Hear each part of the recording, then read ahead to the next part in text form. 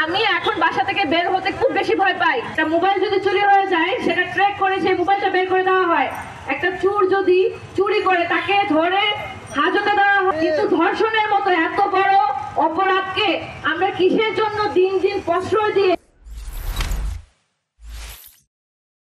2017 সালে তনু যে গণধর্ষণের মারা গিয়েছিল, সেই ধর্ষকের বিচার চেয়েও আমরা এই একই জায়গায় সেই তনুর হত্যার বিচার চেয়ে, কিন্তু খুবই কষ্টের সাথে বলতে হচ্ছে সেই 10 বছর পরও আমরা এখন পর্যন্ত তনু সহ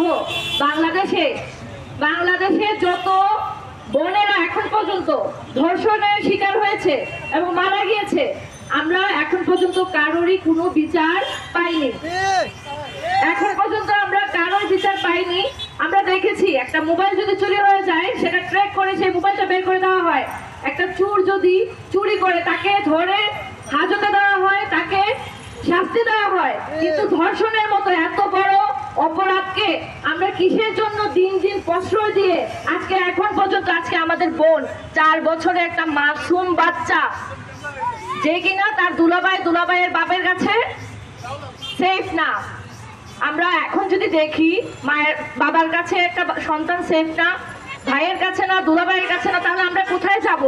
আমাদের যাওয়ার জায়গাটা আপনারা নিশ্চিত করে দেন। আমি এখন বাসা থেকে বের হতে খুব বেশি ভয় পাই, কারণ আমার মনে হয় 2টা ছেলে দাঁড়িয়ে থাকলে আমার মনে হয় যে আমার এখানে কোনো আতঙ্ক কাজ করছে। আমি রোডটা ক্রস করতে আমি 2বার চিন্তা করি কিসের জন্য এই ভয়।